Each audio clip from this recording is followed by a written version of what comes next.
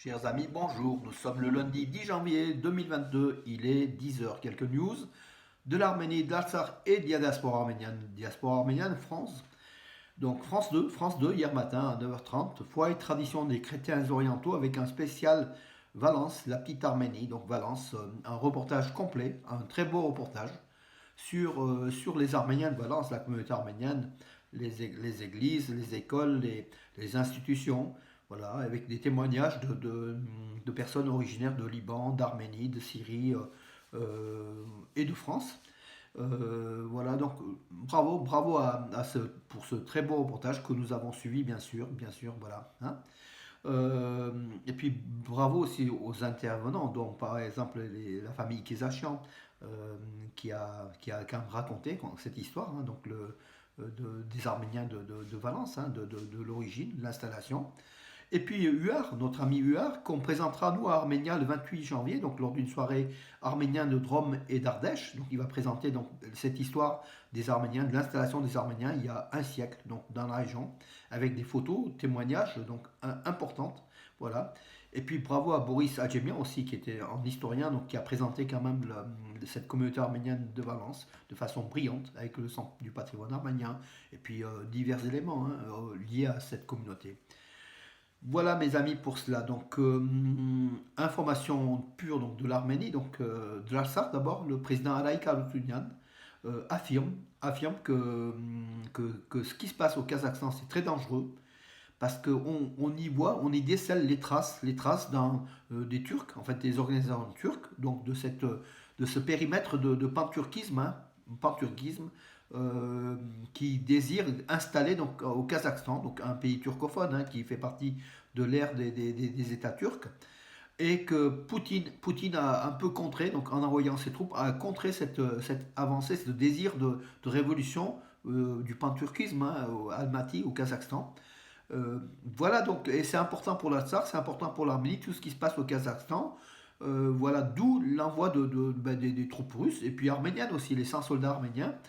Ce matin, Nicole Pachinian devait réunir le Conseil de sécurité de l'OTSC, l'Organisation de traité et de sécurité collective qui gère cette crise de façon pour l'envoi déjà des soldats, et puis le président kazakh qui désire intégrer le périmètre de l'OTSC aux grands dames enfin Ankara est contrarié, est très contrarié que le Kazakhstan s'approche de ce périmètre russe plutôt que du périmètre turc. Voilà donc les enjeux qui sont importants. Donc ce matin, Nicole Pachinian à Yerevan, il y a une visioconférence avec tous les chefs d'État, Poutine, Loukachenko, dictateur, mais ça tout le monde le sait, puis tous les présidents des pays membres de l'OTSC, l'Arménie qui a la présidence pour l'année 2022 de cette OTSC, donc c'est Pachinian qui gérera ce matin, donc ça a dû même commencer à l'heure où je vous parle, c'est déjà en cours hein, cette conférence, on donnera donc les résultats demain matin. Voilà mes amis, donc ce qui se passe au Kazakhstan a une influence sur l'Arménie. À la frontière arméno-géorgienne, donc au poste frontalier de Sadarlou-Bagradashian, entre l'Arménie et la Géorgie, il y a un pont de l'amitié, 2 fois 2 voies, qui est en train de se construire, d'être construit par des Géorgiens et des Arméniens. Donc voilà, donc ça sera prêt a priori au printemps prochain. Donc ça sera un pont qui facilitera les entrées-sorties de l'Arménie en direction de la Géorgie et vice-versa. Voilà une bonne chose. Une école aussi qui est en cours de construction à Gilans. Donc je crois que c'est un village du Tavush, hein. Je crois on a été à ce village-là. Il n'avait pas d'école, donc pas de maternelle. Les enfants étaient dans des locaux précaires. La construction d'une vraie école en béton donc a démarré les derniers jours de décembre. Et là, donc, tous les travaux de bétonnage des fondations est en cours. Donc voilà, ça sera très très vite. Donc d'après le maire de ce village de Girans, comment dirais-je, l'installation se fera très très vite, cette école. Il s'appelle donc le maire de Girans, Gamo Shahinian. Donc bientôt les enfants donc, de Girans pourront, donc c'est à la frontière de l'Arménie et de l'Azerbaïdjan, pourront fréquenter cette école. Euh, Hier, toujours en Arménie, donc à Berdavan, dans la région de Tavush, toujours au nord-est de l'Arménie, donc avec le chef-lieu Idjevan, hein, notre ville jumelle de Valence. Hein, et je salue nos amis comité de jumelage, hein, et puis de Rostov Iliozer, le président d'Idjevan. Voilà, donc dans cette région de Beltavan, c'est un village, fut, fut inauguré un mémorial, mémorial de tous les héros de Beltavan qui ont été sacrifiés, qui ont perdu leur vie dans la guerre de 44 jours en Artsar et puis dans d'autres guerres aussi de la défense de la patrie. Donc c'est comment dire, un complexe qui est très intéressant avec plusieurs Rajkar. Ça a été donc inauguré donc hier en présence d'une foule importante.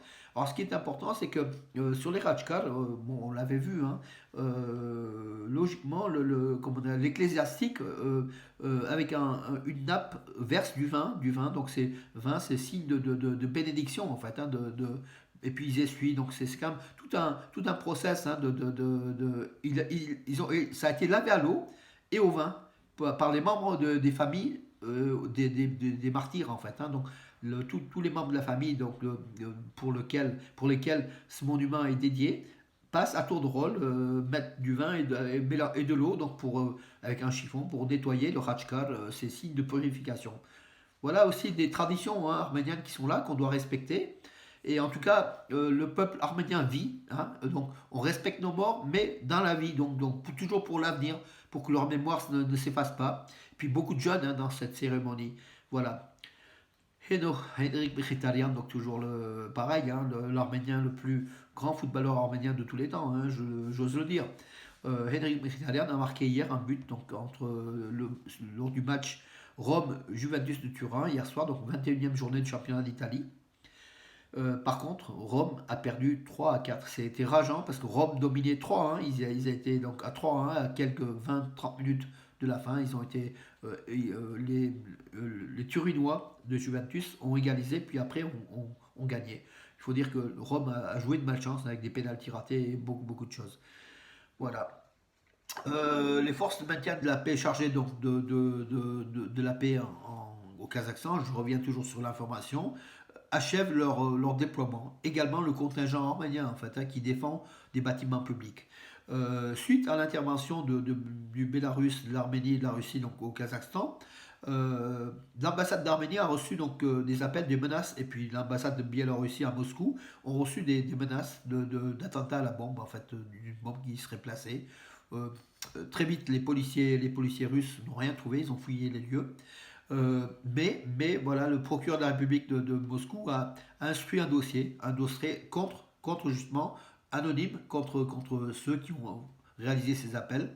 Il y a de fortes chances que la police russe mette la main dessus, hein. Donc il devrait s'agir des cercles turco-kazakhs, hein, voilà. En tout cas, c'est pas des amis de la Russie, c'est pas des amis de l'Arménie. On a vite fait le tour, hein, voilà.